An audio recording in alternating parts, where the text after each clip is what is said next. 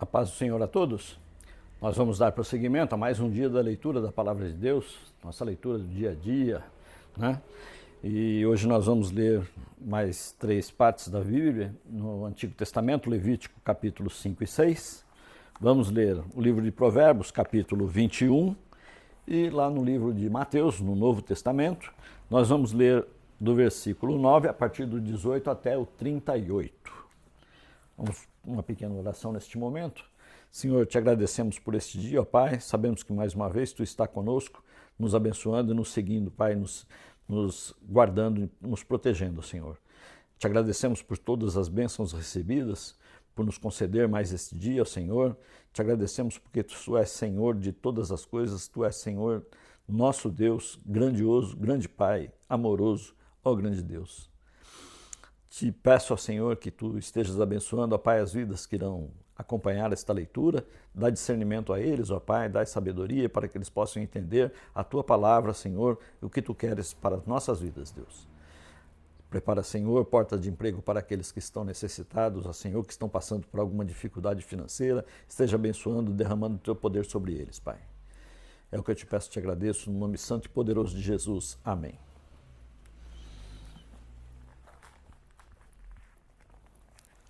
Então, dando continuidade, então nós vamos lá no livro de Levítico, no Antigo Testamento, capítulo 5 e 6. Se alguém pecar porque, tendo sido testemunha de algo que viu ou soube e não o declarou, sofrerá as consequências da sua iniquidade. Se alguém tocar qualquer coisa impura, seja um cadáver de animal selvagem, seja de animal do rebanho, seja de uma das pequenas criaturas que povoam a terra, ainda que não tenha consciência disso, ele se tornará impuro e será culpado. Se alguém tocar impureza humana ou qualquer coisa que o torne impuro sem ter consciência disso, será culpado quando o souber. Se alguém impensadamente jurar fazer algo bom ou mal em qualquer assunto que possa jurar descuidadamente, ainda que não tenha consciência disso, será culpado quando o souber. Quando alguém for culpado de qualquer dessas coisas, confessará em que pecou, e pelo pecado que cometeu, trará ao Senhor uma ovelha ou uma cabra do rebanho, como oferta de reparação, e em favor do culpado o sacerdote fará propiciação pelo pecado. Se não tiver recursos para oferecer uma ovelha, trará pela culpa do seu pecado 2 rolinhas ou 2 pombinhos ao Senhor, um como oferta pelo pecado e um como holocausto. Ele os trará ao sacerdote, que apresentará primeiro a oferta de sacrifício pelo pecado. Ele destroncará o pescoço da ave, sem arrancar-lhe a cabeça, totalmente. A seguir, aspergirá do lado do altar o sangue pela oferta do pecado, e deixará escorrer o restante do sangue na base do altar. É a oferta pelo pecado. O sacerdote então oferecerá a outra ave como holocausto, de acordo com a forma prescrita, e fará propiciação em favor do culpado pelo pecado cometido, e ele será perdoado. Se, contudo, não tiver recursos para oferecer 2 rolinhas ou 2 pombinhos, trará como oferta pelo pecado um jarro da melhor farinha como oferta pelo pecado. Mas sobre ela não derramará óleo nem colocará incenso, enquanto é oferta pelo pecado. Ele a trará ao sacerdote, que apanhará um punhado dela como porção memorial e queimará essa porção no altar, em cima das ofertas dedicadas ao Senhor, preparadas no fogo. É oferta pelo pecado. Assim, o sacerdote fará propiciação em favor do pecado por qualquer desses pecados cometido, e ele será perdoado. O restante da oferta pertence ao sacerdote, como no caso da oferta de cereal. A oferta pela culpa. O Senhor disse a Moisés: quando alguém cometer um erro, pecando sem intenção em qualquer coisa consagrada ao Senhor, trará ao Senhor um carneiro do rebanho, sem defeito, avaliado em prata com base no peso padrão do santuário, como oferta pela culpa. Fará restituição pelo que deixou de fazer em relação às coisas consagradas. Acrescentará 1/5 do valor e o entregará ao sacerdote. Este fará propiciação pelo pecado com o carneiro da oferta pela culpa, e ele será perdoado. Se alguém pecar, fazendo o que é proibido em qualquer dos mandamentos do Senhor, ainda que não o saiba, será culpado e sofrerá as consequências da sua iniquidade. Do rebanho, ele trará ao sacerdote um carneiro sem defeito e devidamente avaliado como oferta pela culpa. Assim, o sacerdote fará a propiciação em favor do culpado pelo erro que cometeu sem intenção, e ele será perdoado. É oferta pela culpa, pois com certeza tornou-se culpado perante o Senhor. Disse ainda o Senhor a Moisés: se alguém pecar cometendo um erro contra o Senhor, enganando o seu próximo no que diz respeito a algo que lhe foi confiado, ou deixado como penhor, ou roubado, ou lhe extorquir algo, ou se achar algum bem perdido e mentir a respeito disso, ou se jurar falsamente a respeito de qualquer coisa, cometendo pecado, quando assim pecar, tornando-se por isso culpado, terá que devolver o que roubou, ou tomou mediante extorsão, ou o que lhe foi confiado, ou os bens perdidos que achou, ou qualquer coisa sobre a qual tenha jurado falsamente. Fará restituição plena, acrescentará a isso 1/5 do valor e dará tudo ao proprietário no dia em que apresentar a sua oferta pela culpa. E por sua culpa trará ao sacerdote uma oferta dedicada ao Senhor, um carneiro do rebanho sem defeito e devidamente avaliado. Dessa forma, o sacerdote fará propiciação pelo pecado perante o Senhor, e ele será perdoado de qualquer dessas coisas que fez ou que tornou culpado. A regulamentação acerca do holocausto. O Senhor disse a Moisés: dê este mandamento a Arão e a seus filhos, a regulamentação acerca do holocausto. Ele terá que ficar queimando até de manhã sobre as brasas do altar, onde o fogo terá que ser mantido aceso. O sacerdote vestirá suas roupas de linho e os calções de linho por baixo, retirará as cinzas do holocausto que o fogo consumiu no altar e as colocará ao lado do altar. Depois, trocará de roupa e levará as cinzas para fora do acampamento, a um lugar cerimonialmente puro. Mantenha-se aceso o fogo no altar, não deve ser apagado. Toda manhã o sacerdote acrescentará lenha, arrumará o holocausto sobre o fogo e queimará sobre ele a gordura das ofertas de comunhão. Mantenha-se o fogo continuamente aceso no altar, não deve ser apagado. A regulamentação da oferta de cereal. Esta é a regulamentação da oferta de cereal. Os filhos de Arão a apresentarão ao Senhor em frente do altar. O sacerdote apanhará um bocado da melhor farinha com óleo, com todo o incenso que está sobre a oferta de cereal, e queimará no altar a porção memorial como aroma agradável ao Senhor. Arão e seus filhos comerão o restante da oferta, mas deverão comê-lo sem fermento e em lugar sagrado, no pátio da tenda do encontro.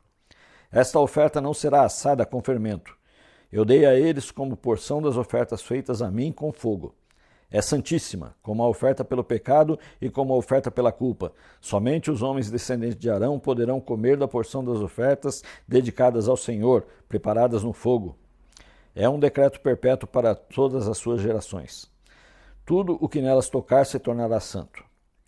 O Senhor disse também a Moisés: esta é a oferta que Arão e seus descendentes terão que fazer ao Senhor no dia em que ele for ungido. Um jarro da melhor farinha, como na oferta regular de cereal, metade pela manhã, metade à tarde. Prepare-a com óleo numa assadeira, traga-a bem misturada e apresente a oferta de cereal partida em pedaços, como aroma agradável ao Senhor. Todo sacerdote ungido dos descendentes de Arão também preparará esta oferta. É a porção do Senhor por decreto perpétuo e será totalmente queimada. Toda a oferta de cereal dos sacerdotes será totalmente queimada, não será consumida. Regulamentação da oferta pelo pecado. O Senhor disse a Moisés: diga a Arão e seus filhos a regulamentação da oferta pelo pecado. O animal da oferta pelo pecado será morto perante o Senhor, no local onde é sacrificado o holocausto. É uma oferta santíssima. O sacerdote que oferecer o animal o comerá em lugar sagrado no pátio da tenda do encontro. Tudo o que tocar na carne se tornará santo. Se o sangue respingar na roupa, será lavado em lugar sagrado. A vasilha de barro em que a carne for cozida deverá ser quebrada, mas se for cozida numa vasilha de bronze, a vasilha deverá ser esfregada e enxaguada com água. Somente os homens da família dos sacerdotes poderão comê-la. É uma oferta santíssima.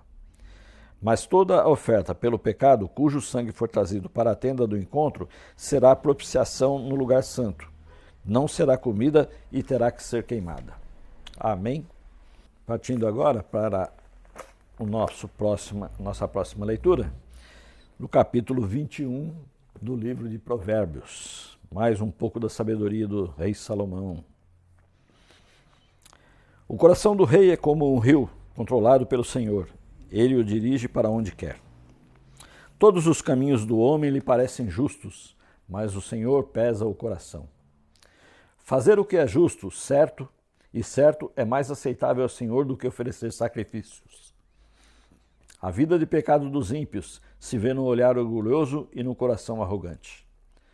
Os planos bem elaborados levam à fartura, mas o apressado sempre acaba na miséria. A fortuna obtida com a língua mentirosa é ilusão fugidia e armadilha mortal. A violência dos ímpios os arrastará, pois se recusam a agir corretamente. O caminho do culpado é tortuoso, mas a conduta do inocente é reta. Melhor é viver num canto sob o telhado do que repartir a casa com uma mulher briguenta. O desejo do perverso é fazer o mal, ele não tem dó do próximo. Quando o zombador é castigado, o inexperiente obtém sabedoria. Quando o sábio recebe instrução, obtém conhecimento. O justo observa a casa dos ímpios e os faz cair na desgraça. Quem fecha os ouvidos ao clamor dos pobres também clamará e não terá resposta. O presente do que se faz em segredo acalma a ira, e o suborno oferecido às ocultas apazigua a maior fúria. Quando se faz justiça, o justo se alegra, mas os malfeitores se apavoram. Quem se afasta do caminho da sensatez repousará na companhia dos mortos. Quem se entrega aos prazeres passará necessidade. Quem se apega ao vinho e ao azeite jamais será rico. O ímpio serve de resgate para o justo e o infiel para o homem íntegro. Melhor é viver no deserto do que com uma mulher briguenta e amargurada. Na casa do sábio há comida e azeite armazenados, mas o tolo devora tudo o que pode. Quem segue a justiça e a lealdade encontra vida, justiça e honra. O sábio conquista a cidade dos valentes e derruba a fortaleza em que eles confiam. Quem é cuidadoso no que fala evita muito sofrimento. O vaidoso e arrogante chama-se zombador. Ele age com extremo orgulho. O preguiçoso morre de tanto desejar e de nunca pôr as mãos no trabalho. O dia inteiro ele deseja mais e mais, enquanto o justo reparte sem cessar. O sacrifício dos ímpios já por si é detestável, quanto mais quando oferecido com mais intenções. A testemunha falsa perecerá, mas o testemunho dos homens bem informado permanecerá. O ímpio mostra no rosto a sua arrogância, mas o justo mantém em ordem o seu caminho. Não há sabedoria alguma, nem discernimento algum, nem plano algum que possa opor-se ao Senhor. Prepare-se o cavalo para o dia da batalha, mas o Senhor é que dá a vitória. Amém? E agora mais um pouquinho do Novo Testamento, no livro de Mateus, capítulo 9, do verso 18 até o 38. O poder de Jesus sobre a doença e a morte. Falava ele ainda quando um dos dirigentes da sinagoga chegou, ajoelhou-se diante dele e disse: Minha filha acaba de morrer. Vem e impõe a tua mão sobre ela e ela viverá. Jesus levantou-se e foi com ele e também os seus discípulos. Nisso, uma mulher que havia 12 anos vinha sofrendo de hemorragia, chegou por trás dele e tocou na borda do seu manto, pois dizia a si mesma: Se eu somente tocar em seu manto, ficarei curada.